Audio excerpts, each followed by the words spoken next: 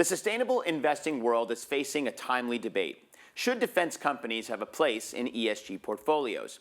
With the ripple effects potentially extending beyond weapons producers to the broader defense value chain, asset managers are being challenged to adapt their approaches. So how are these shifts reshaping sustainable investing, and what do they mean for investors going forward? We're going to talk about that and more right now on UBS Trending.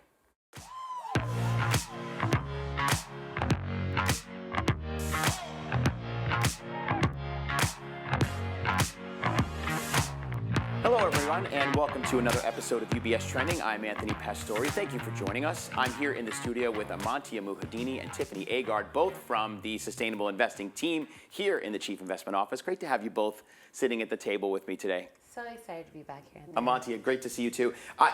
This idea of adding defense into a sustainable portfolio is nothing that's brand new. I know there's been sort of a debate going on for a few months up until even as early as last year.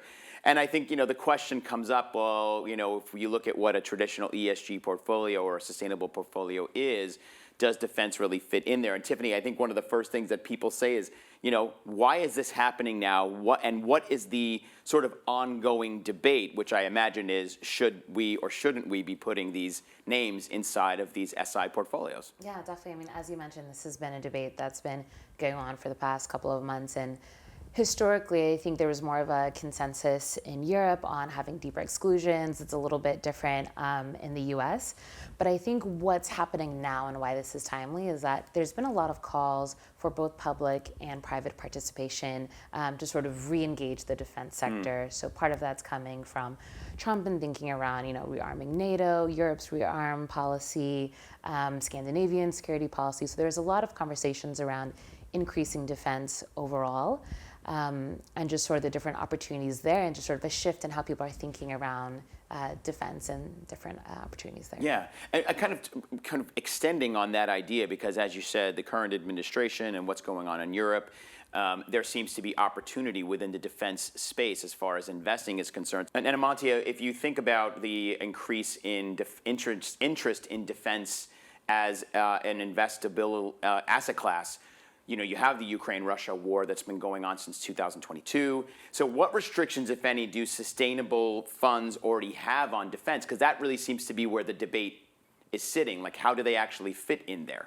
Yeah, Anthony, and let me say two things first, just to kind of further set the table here. So number one, depending on where in the world you sit, you may be listening to this conversation with different ears. And Tiffany mentioned this already. European investors, US investors, but also APAC-based investors have had different perspectives on this over time. So that's number one. Number two is sustainable investing funds look to invest at that intersection of sustainability, so people and planet-related opportunities, as well as investment returns. It's not about what you exclude. Now, the question on defense, though, really has raised the question of, are there people or planet-related opportunities that investing in defense can add to, or what are risks that could be created?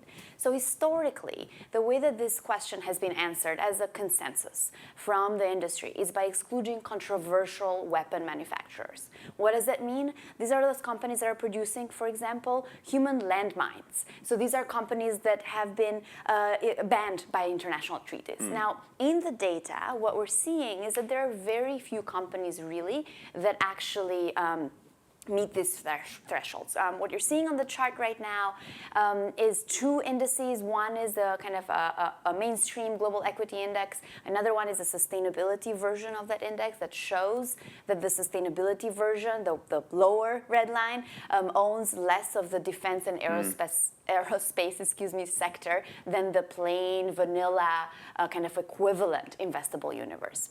Flip it in a different way. We know from Morningstar that 70% of European domiciled SI funds are excluding these controversial weapons companies.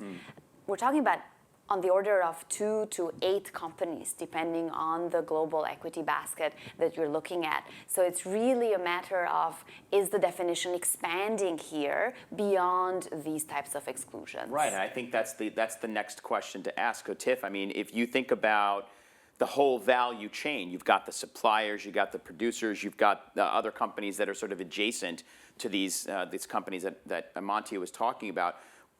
They may be affected, and they do have a larger reach. So when you think about this debate, how are asset managers adapting this approach? I mean, we looked at the one index, the two indexes on the chart from before, but you've got asset managers out there probably thinking, what do I do here to make sure that this feels right and it fits the sort of the perspective and definition of an ESG portfolio? Yeah, I mean, that's a great question. What I think is really important here is that, from what we've seen from speaking to different asset managers, it's not so much that they're reconsidering the controversial weapon standpoint, but it is really that value chain, right? Mm-hmm. So people who are providing services to general weapon or a general sort of defense manufacturers, people are providing telecom services, right? So that these weapons necessarily know where to go, right? If you're thinking around information technology, different things like that. So asset managers are working on what is that degree of implementation? How far do I go? What is the threshold that I need to start thinking around excluding different things from my portfolio? At what time does it sort of pass that threshold of actually being sustainable and adding value to people or planet? And look, we know the sustainable investing landscape just continues to evolve, and obviously we have to evolve with the times as humans, as investors, and the two of you sit in the SI world 24 hours a day. So, Amantia, it seems like the analysis, the data are going to be really critical for asset managers going forward. And if we think about, I read a quote from one of our partners within the asset management world, and the quote said, "Sustainable finance should finance what is useful for our societies." I think that's a very blanket definition for what sustainable looks like. And obviously you could argue whether or not defense is integral to keeping society safe, or is it attacking society? And that's another conversation for another time. What does this mean for sustainable investing going forward? And we talked about the asset managers. They have a pretty big job ahead of them. What does this mean going forward for the space? Yeah, and I mean the space and where should individual investors or families or foundations put their assets, right? That's the question. The way we're thinking about it is almost in two separate questions. One is, can sustainable investing funds invest in defense? The other one is, should they? And the third one is what should I do as a person with assets to allocate, with money to invest today? The can, I think we're discovering that they can.